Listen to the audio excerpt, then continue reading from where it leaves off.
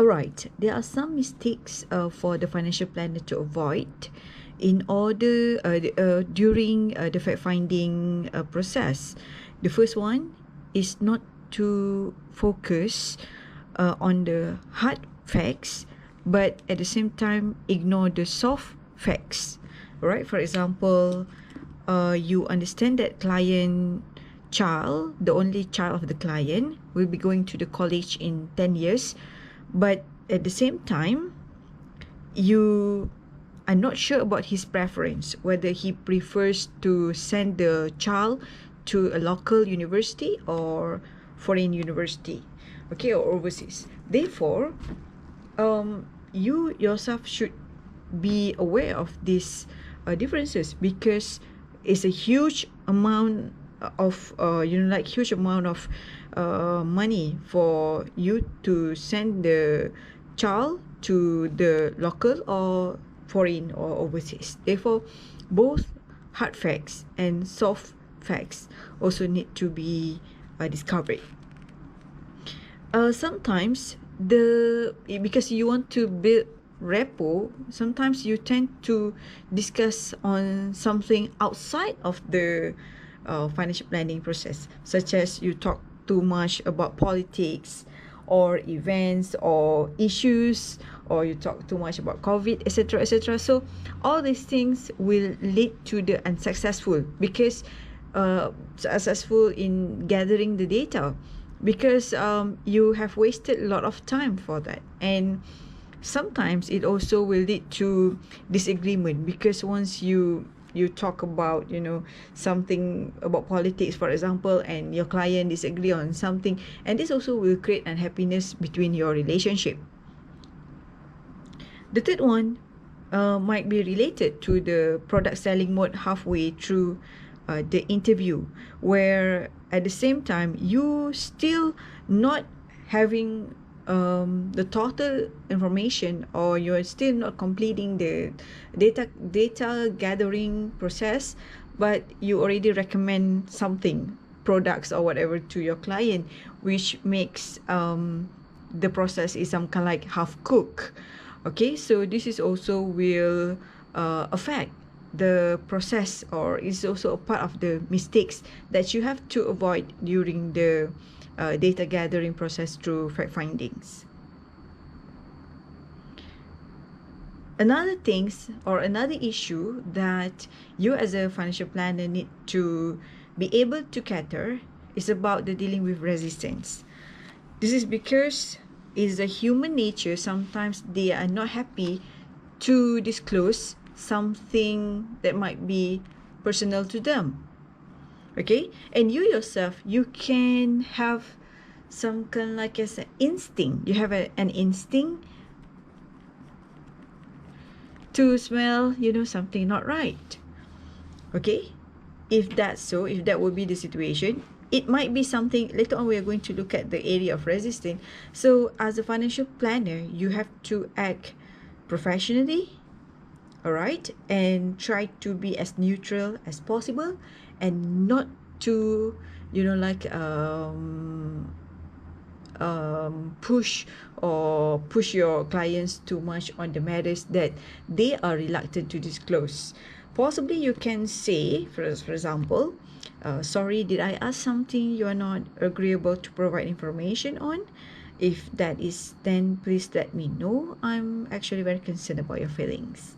Okay, that is also one way for you to address the situation, and your client will think that you are not the one who want to demeaning. You are not demeaning him.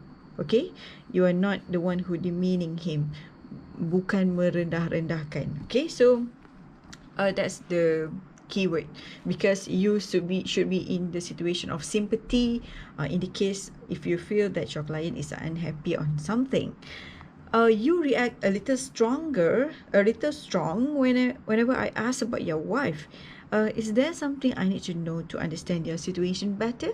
Okay, this is also, sometimes they might have a family problems or family issues, so they possibly don't like to share that information with you, or they feel uncomfortable to talk about that with you, then you also need to use a very caution words for you to discuss about that, because you can smell whether the client is happy or not in explaining or in disclosing the information about the family. Okay, now we look at the common areas of resistance. What actually areas that client are not comfortable to discuss? Very common. Number one, subject matters related to death, disability, sickness, and old age. This is something people don't like to hear.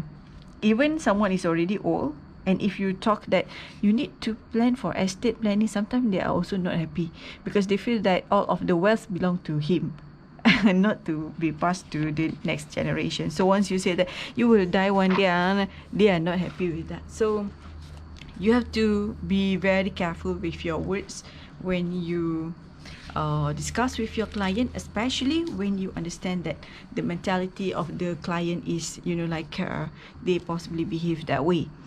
Subject matters that relates to marital problems. Okay, this is also something that people don't like to discuss. It they feels kind of like shame issues and very personal. If, for example, they say to you that, oh, I've been married for 3 times, then how would be your reaction? Then you shouldn't say that, what? 3 times? What a failure. Okay, then they are not going to engage you as a financial planner.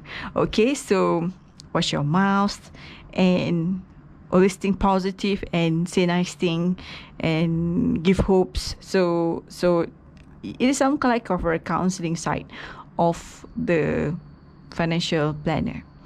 Right. After that is about matters related to the failure in life. This is also something that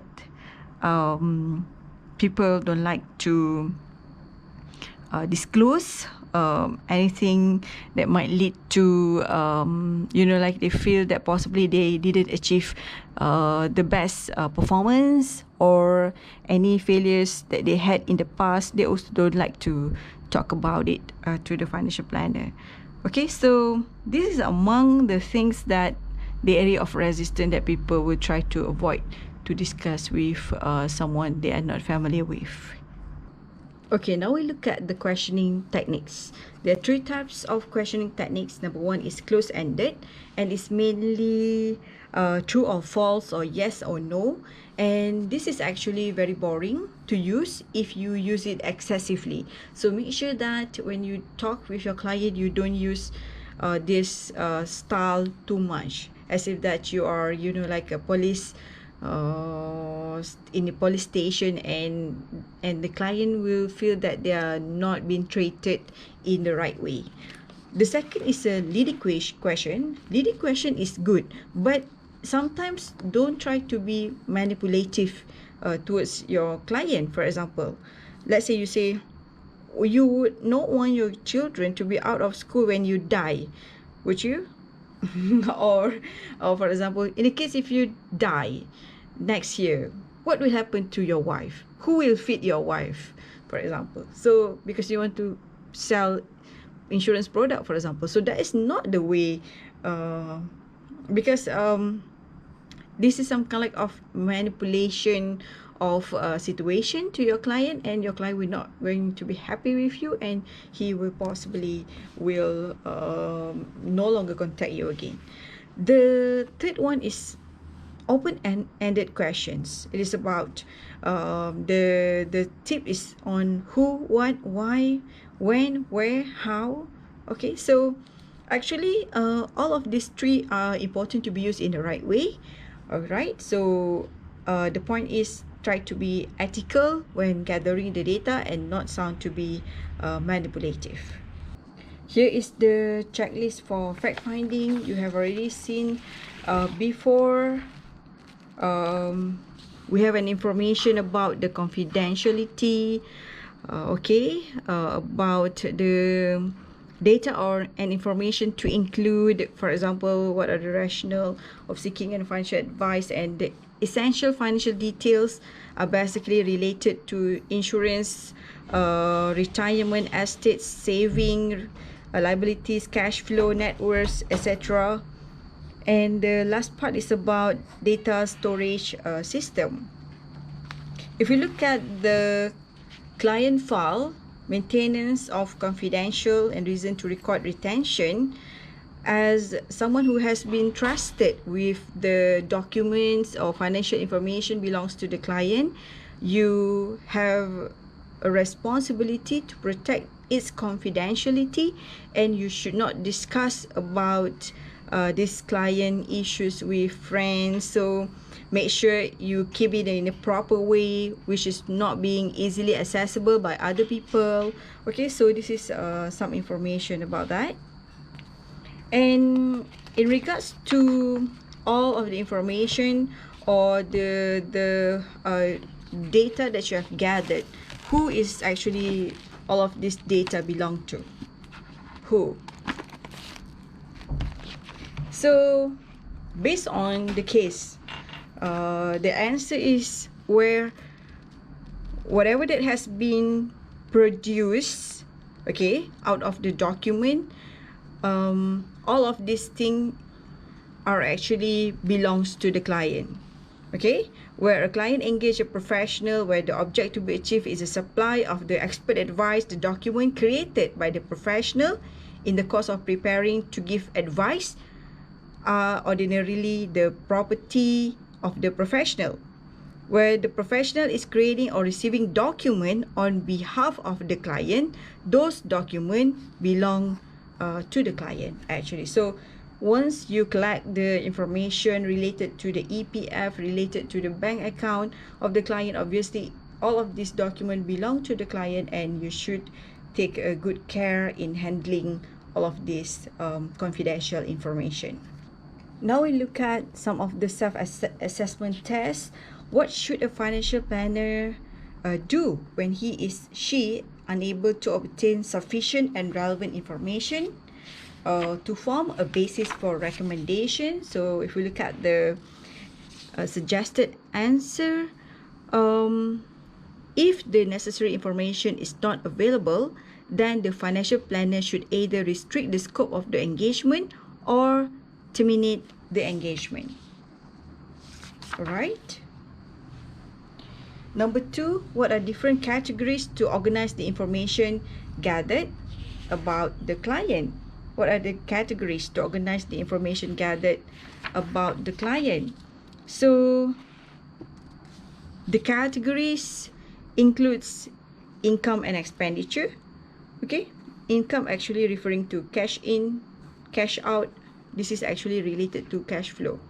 Asset and liabilities, which means obviously the net worth statement, the risk profile, and goals and objectives related to the investment, liquidity needs, tax planning, retirement planning, special planning, education planning, debt and liabilities management. These are actually the planning or recommendation that you prepare for your client. And in terms of the information that you are going to gather or are going to collect from your client, is obviously what are actually the goals of the clients, what they actually want, and you work and help him to fulfill his goal.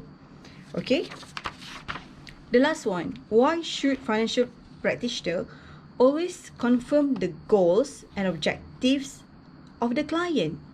Okay, this is also very important questions. There are several questions related to goals and objective had been asked in the past. Okay, in the past year question.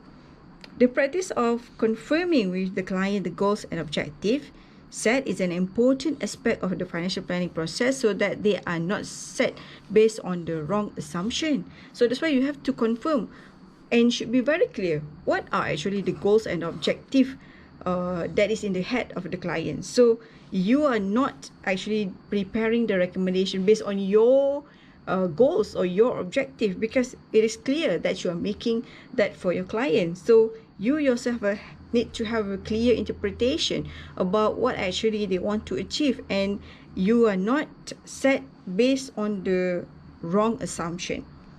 Okay, so it is usual for people to determine the goals and objective in accordance to their personal value system and religious belief, which may differ between the client and financial practitioner. So obviously, your personal goal is obviously different than the personal goal or objectives of the clients due to the different worldview, system, religious, family, many other factors that influence individual preference or decision making. So therefore, you yourself have to make sure that you have a clear understanding about what the client want to achieve in the goals and their objectives.